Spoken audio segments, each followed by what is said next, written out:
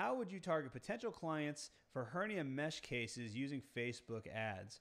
I would do the same thing I always do. I mean, I would create some content.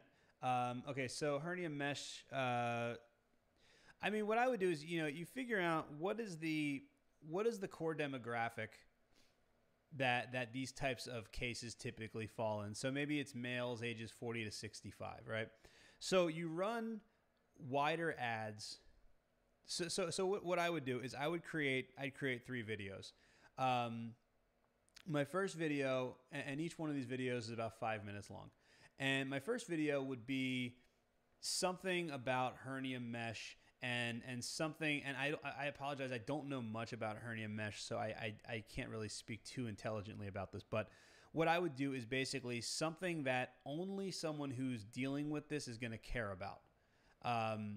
So maybe it's abdominal.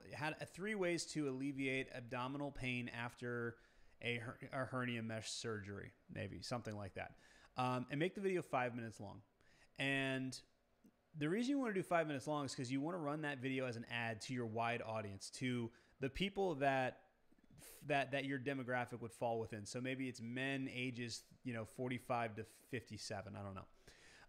And then what you want to do is you want to create a custom audience of people that watch 25% of that first video. And the reason you want to create 25% is because, like I said, that video needs to be at least a minute or at least 5 minutes long. So 25% of 5 minutes is like 1 minute and 15 seconds, I think, which is an eternity on Facebook. So if somebody sits there and watches 1 minute and 15 seconds of a video that only someone who cares about, is only someone who has a hernia mesh issue would care about, then there's a pretty good indication that they are probably a good candidate. So what you're going to do is you're going to take that custom audience and you're going to run your second video, which should also be 5 minutes long and should also be equally useful. And you're going to run that video to only people that watch 25% of video 1.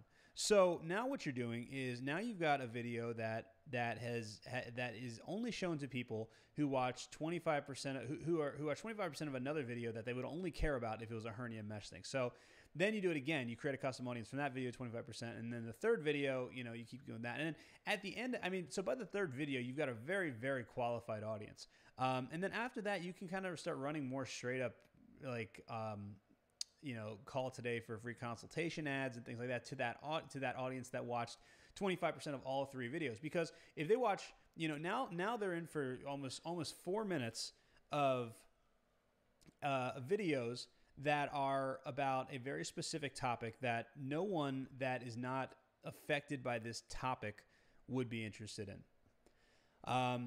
And you don't do a hard call to action at the end of each one, but you can do a call to action. What I normally say, like at the end of my videos, and I've kind of changed my stance on this over the last year and a half. I used to say, don't sell anything, don't pitch anything, people will contact you. And I've kind of changed a little bit on that. I don't think you should do hard pitches, but what I always do is I always say when you kind of do some sort of call to action in your videos, you always want to talk to people like you're talking to a friend. So, the whole call today for a free consultation is so overdone, and it's so TV lawyer, billboard, the side of a bus ad. You don't want to do that. You want to talk to somebody like you're talking to a friend. And, so if a friend of yours had this issue, you wouldn't say, oh yeah, Bill, call me on Friday for a free consultation. Like, you wouldn't say that.